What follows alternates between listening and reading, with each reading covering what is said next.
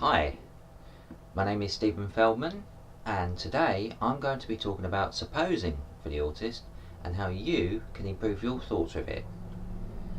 Now, it's been a while, but I'm pleased to say I'm back with a new video which I hope you find informative, and I do hope it goes on to help you an awful lot.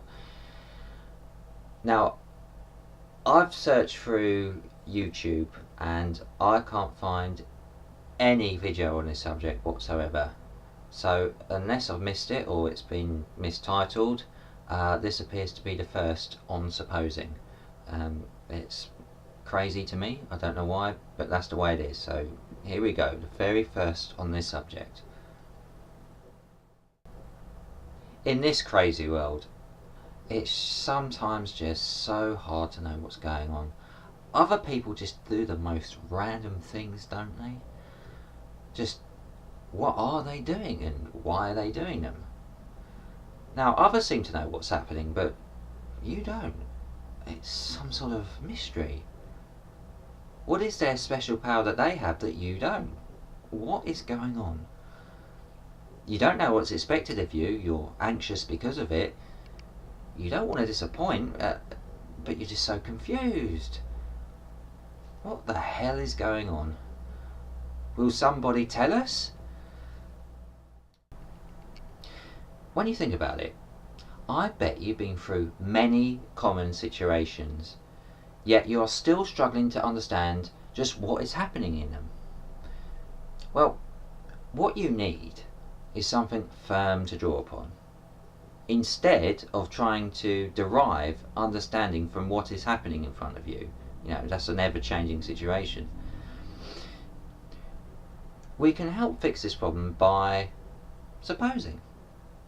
It's a thought style that an autist doesn't often use. Certainly me, it's been severely diminished until a few years ago. I didn't even know what it was. So I'm going to give you the definition of supposing, or a definition.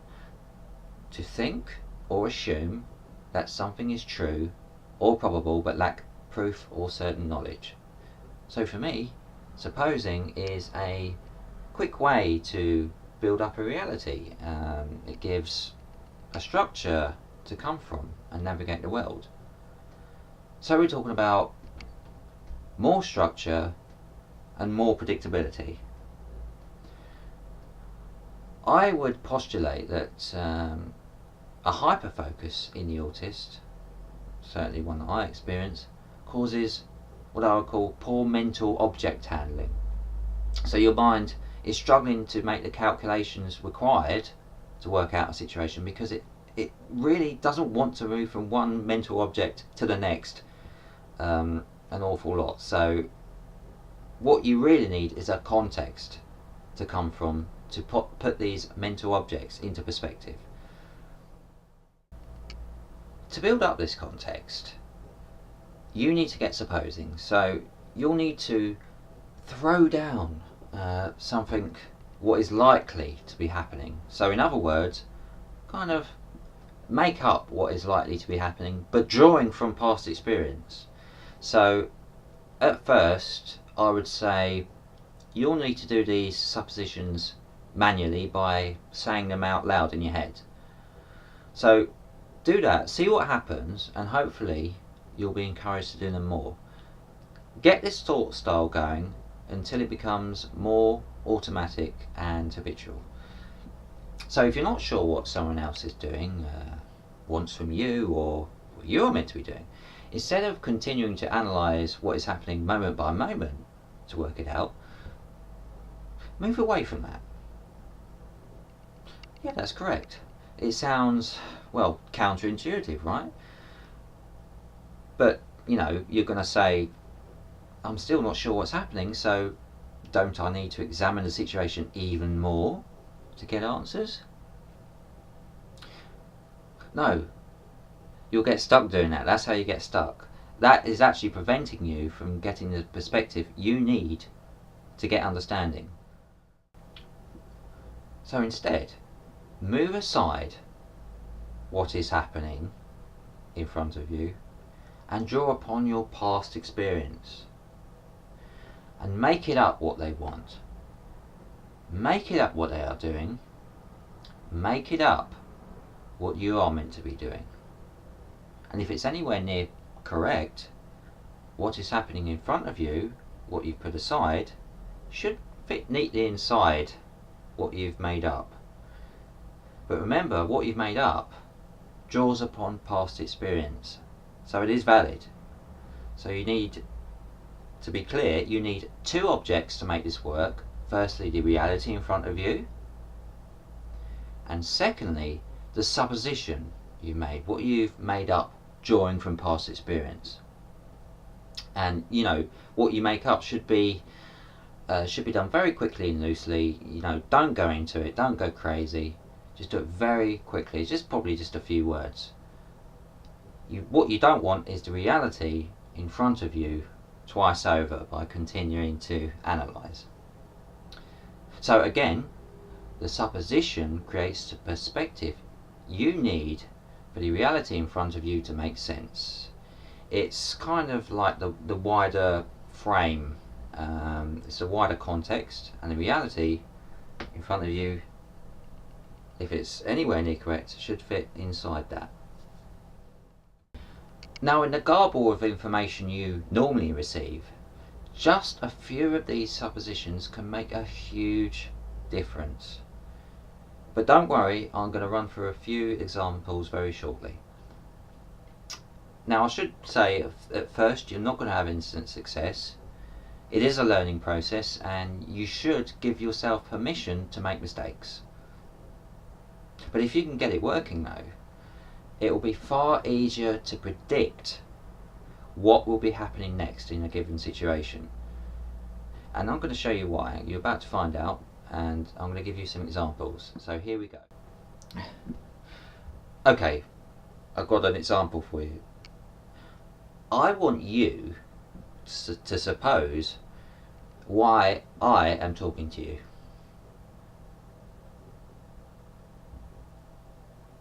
Are you still following what I'm doing to figure this out? Well, ignore this. Don't follow me. This is what's getting you into trouble. So just suppose it very briefly what I might be here for. Doesn't have to be 100% accurate. Just throw something down from prior experience. I'll tell you what. Suppose I'm here because I want to teach you. Now say it out loud in your head. I want to teach you. So that's the wider frame. And that's why I'm making a video. Now, doesn't it make sense why I'm now speaking on this subject?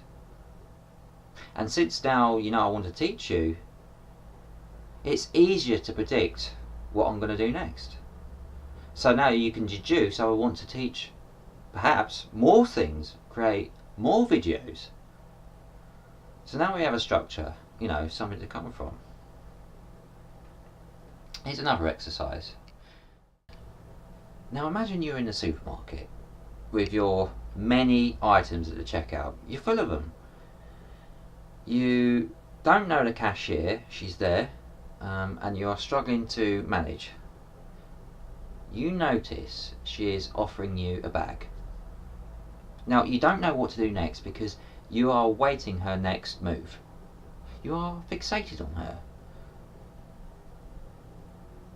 Well, don't do that. No, that's getting you into trouble. Don't continue to analyse her. What should you do? Suppose, throw something down. On the basis she has offered you a bag, suppose that she wants to help you. Say it out loud in your head. That's a pretty good supposition, right? She wants to help you. May sound obvious now, but it might not have been in your thoughts. So you now might be thinking, well, if she wants to help me, then she knows what I'm trying to do. She knows that I'm trying to pack the shopping. So she's trying to help me. So would she be willing to offer more bags if I ask? Yeah. Or maybe she might be willing to pack a difficult item I'm struggling to pack myself. So the situation from that one supposition has become far more predictable. And look, several important pieces of information have now come forth based on that one supposition that otherwise you would struggle to get just by continuing to analyse her. Now, for the final exercise, you can do quick suppositions anywhere to build structure, and you want to build structure. Okay, a person is verbally short with you. Imagine it. The person is being verbally short with you. Don't look for more evidence. Suppose this person doesn't want to talk to you. Now, you don't know it's true, but from past experience, probably yeah. So you've got the first bit is very short with you, and you're going from past experience, which is the second part of it, which is the wider context. Just make it up. He doesn't want to talk to you. So you got the frame from here, and the reality fits inside that frame,